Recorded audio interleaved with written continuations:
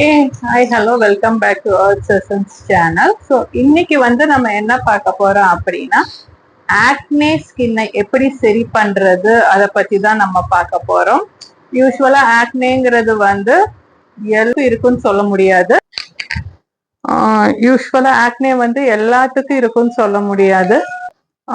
So இப்போ பார்த்தீங்க அப்படின்னா, இப்போ என் ஸ்கின்னும் உங்களுக்கு ஆக்னே ஸ்கின், பட் ஆனால் இப்போ உங்களுக்கு ஆக்னே இருக்கிற மாதிரி இல்லை. ஸோ அதுக்காக நான் யூஸ் பண்ண ஒரு நேச்சுரல் ரெமெடிஸ், அதுதான் என்ன ரீசன்னால அந்த ஆக்னே வருது அப்படின்ட்டு நான் இவ்வளோ வருஷம் அனலைஸ் பண்ணி பண்ணதுதான் இப்போ நான் உங்ககிட்ட ஷேர் பண்ண போறேன். யூஸ்வலா என்னோட ஸ்கின்னும் பாத்தீங்கன்னா அப்படியே ஃபுல்லா பிம்பிள்ஸ் கூட கிடையாதுங்க, ஆக்னே அப்படியே பிளட் வெளியில வரும். ஸோ அந்த அளவுக்கு இருக்கும். நெக்ல எல்லாம் எல்லாத்துலயுமே ஸ்ட்ராங் ஆக்னே இருக்கும். ஹார்மோனோட பிளக்சுவேஷன்ஸ் அப்படின்லாம் சொல்றாங்க, மைட் பி அது ஒரு ரீசனா இருக்கலாம்.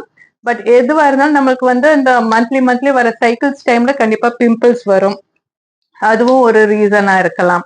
பட் ஆனா இதெல்லாம் நம்மனால அது சரி பண்ண முடியுங்கும் போது நம்ம கேர் எடுத்துக்கிட்டா அது சரி பண்ணலாம். ஏன்னா நம்மளுக்கு ஃபேஸ் ஃபுல்லா ஆக்னே பிம்பிள்ஸ் அதுக்கப்புறம் அந்த மார்க்ஸ் வரும். ஆக்னேலாம் அந்த போர்ஸ் ஜாஸ்தி ஆகும், பெருசு பெருசா கூட போர்ஸ் நிறைய பேத்துக்கு வரும்.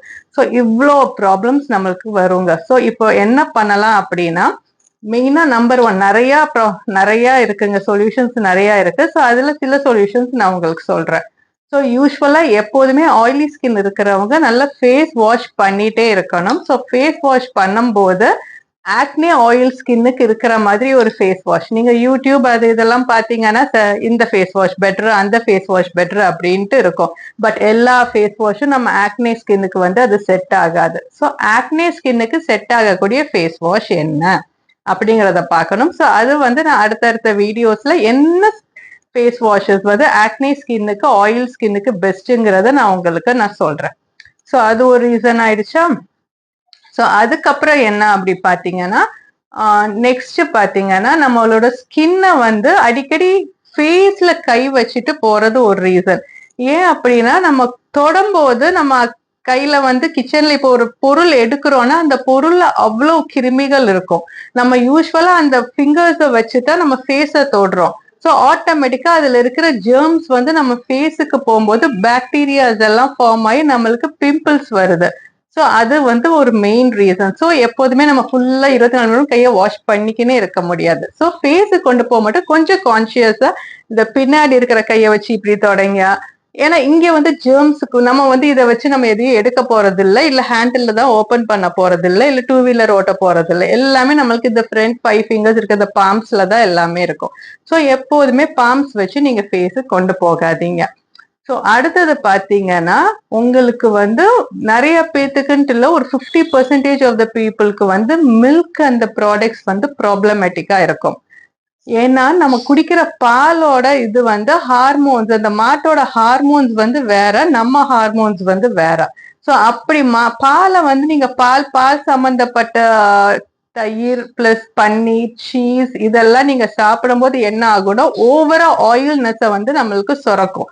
அப்படி சுரக்கிறதுனால என்ன ஆகும்னா, ஃபேஸ் ஃபுல்லா பிம்பிள்ஸ் வர ஆரம்பிச்சிடும். ஸோ மோஸ்ட்லி அதை அவாய்ட் பண்றதுங்கிறது ரொம்ப ரொம்ப நல்லதுங்க. ஸோ பாலை ஒரு 30 days, ஒரு 3 monthsக்கு ஒரு இதை நீங்க ஒமிட் பண்ணிட்டீங்கன்னா உங்களுக்கு அதுக்கான ரிசல்ட் கிடைக்கும். ஸோ பாலை ஒரு 3 months குடிக்காதீங்க. பால் சம்மந்தப்பட்டது அதெல்லாம் குடிக்காதீங்க. குடிக்காம உங்க ஃபேஸை டெஸ்ட் பண்ணி பாருங்க, டெஃபினட்டா உங்களுக்கு நல்ல இம்ப்ரூவ்மெண்ட் தெரியும். நெக்ஸ்ட் பாத்தீங்கன்னா, ஆயிலி ஃபுட்ஸ் சாப்பிடுறத ஃபுல்லாவே உங்களால ஸ்டாப் பண்ண முடியாதுன்னு தெரியும். ஸோ கொஞ்சம் கொஞ்சமா ஸ்டாப் பண்ண ஆரம்பிங்க. ஏன்னா ஆயிலி ஃபுட்ஸ்னால என்ன ஆகும்னா, நம்ம ஃபேஸ்ல உள்ளதே அவ்வளோ ஆயில்ஸ் வருது. ஸோ அந்த ஆயில் சுரக்கிறதுக்குள்ள உள்ளுக்குள்ள இருந்து வேற ஆயில் நம்மளுக்கு உள்ளுக்குள்ள இன்டேக் பண்ணும்போது அந்த ஆயிலும் சுரக்கும். ஸோ இத்தனை ஆயில் சுரக்கும் போது என்ன ஆகும்னா, ஃபேஸ் ஃபுல்லா நம்மளுக்கு பிம்பிள்ஸ் அந்த மாதிரி எல்லாமே வர ஸ்டார்ட் பண்ண ஆரம்பிக்கும். ஸோ இந்த ப்ராப்ளம்ஸ் எல்லாம் இருக்கு. ஸோ இதெல்லாம் ஃபர்ஸ்ட் நீங்க கொஞ்சம் ட்ரை பண்ணி பாருங்க. ஸோ இந்த வீடியோவோட கண்டினியூவேஷன் பார்ட் 1. நான் நெக்ஸ்ட் இதுல வேற என்னென்ன பண்ணலாங்கிறத நான் உங்களுக்கு ஒரு வீடியோவா தரேன். ஓகேவா? ஸோ சேனலை சப்ஸ்கிரைப் பண்ணாதவங்க சப்ஸ்கிரைப் பண்ணிக்கோங்க. இந்த மாதிரி நிறைய டிப்ஸ் உங்களுக்கு ஸ்கின் கேர் டிப்ஸ் இந்த சேனல்ல வரும்.